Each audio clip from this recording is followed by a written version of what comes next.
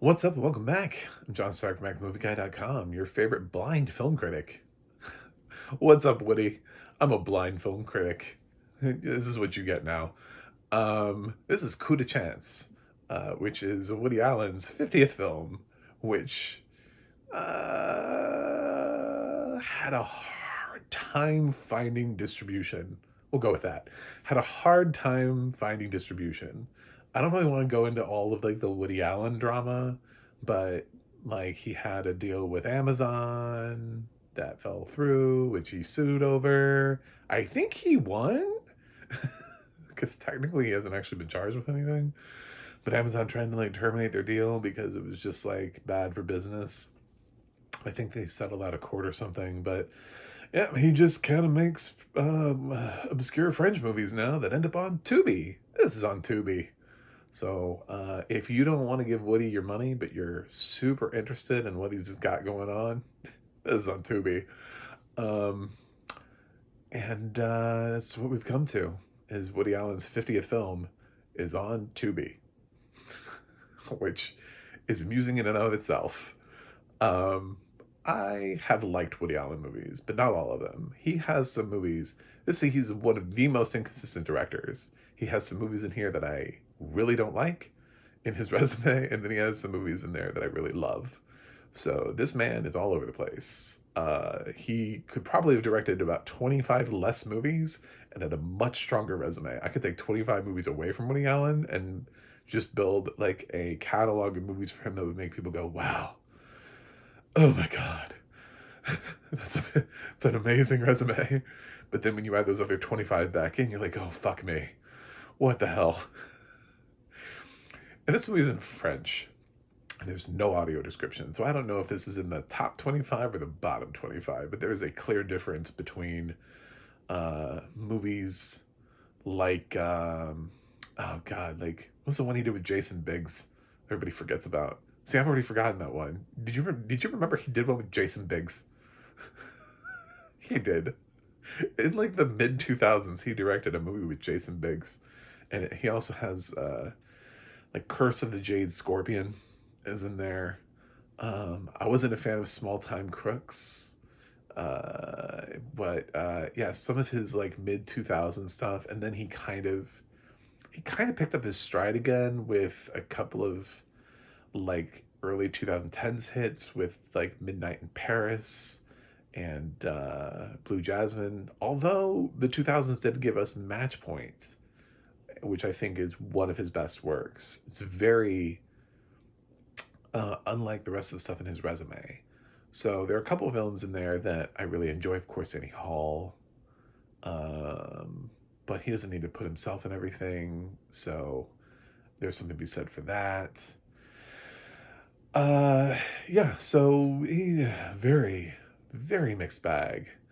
Um, and he has I'm aware that he has sort of a little bit of a relationship with audio description where I think his thoughts are, why is somebody adding writing to my writing? I write perfectly. Why would anybody, what is this? So I'm not terribly surprised this movie doesn't have audio description because I'm sure it's not on a high priority list for him. Um, but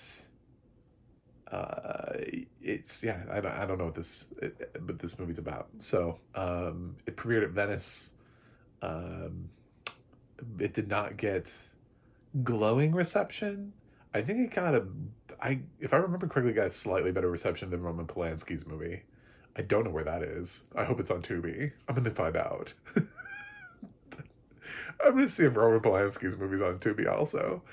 Um, the Tubi originals from Woody Allen and Roman Polanski. Um, where troubled filmmakers go to die. And literally, probably quite literally, this is his 50th film. It has to be his final. It's even a round number, man. Like, it's exact 50. It's like everybody from now on will remember how many movies did Woody Allen direct? 50. Like, he made 50 movies. Quentin Tarantino's trying to go out on like 11, which is weird. But it's not like a round number. He's also much younger. But I think he's just worried of accidentally directing a bad movie. So he's being very careful.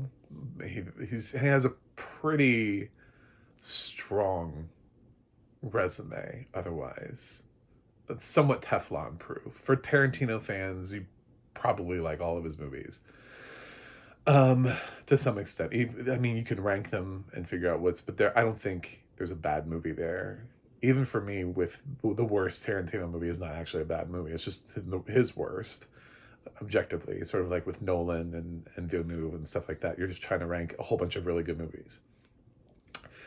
So, yeah, this is, I don't know, this is in French. What I will say for Woody Allen, though, is that he has always been able to find the right score. So that's something. Because, and it's sort of an undervalued thing. I, especially when I'm sitting there listening to a movie that's like, this wasn't that long, it was like an hour and a half. And just through the fucking Tubi commercials, though.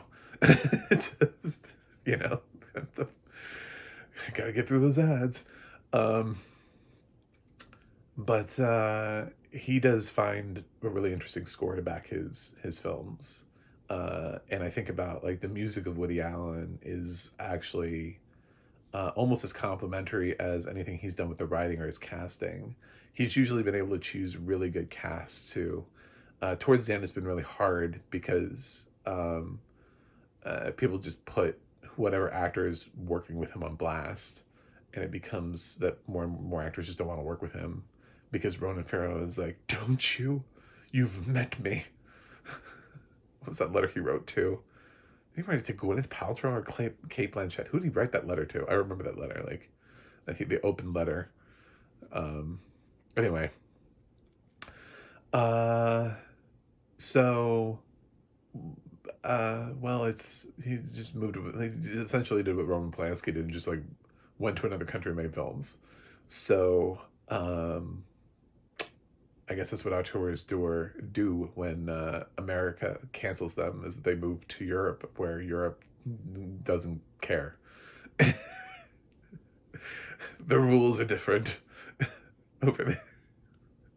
And yeah, and make movies. And the French people, they're like, we can't be canceled. We're French. So yeah, he can find actors who want to be in Coup de Chance, and but ultimately, my grade is unwatchable due to lack of audio description, which I don't I have a feeling this is probably not Woody's best movie, because I'm trying to think of like the last great movie that I really enjoyed of Woody's, and honestly, I think it was the combination around the same time he did both like Midnight in Paris and Blue Jasmine. And those two are the films that stick with me. And then after that, I know he made more movies. But he goes up and down so much, where it's like, I don't know. A Rainy Day in New York, I think, was his, and I didn't really like that too much. So, um, yeah, this is that's it. Unwatchable due to lack of audio description. Not unwatchable due to Woody Allen, but I love that people are like, you can't separate the art from the artist. Like, well, you can. He's behind the camera. I could have shown you this movie and not told you who directed it. He's not on screen. You know, I could have given you this movie and been like, who's it directed by? The person who directed Anatomy of a Fall. And you'd be like, oh, okay. You know, so that's the thing about directors, is I can just sneak it in there. So yeah, you can, but it's a cute argument. But with directors, it's only when you know that they're directing it. Like, 'cause you could actually, with actors, it's harder because they're on screen. So sighted audiences, they see the actor and they're like, oh God, is that Kevin Spacey? But with directors, if you just like put a different name on it, you don't know. You know, if he just started Alan Smithing his movies, you would have no idea.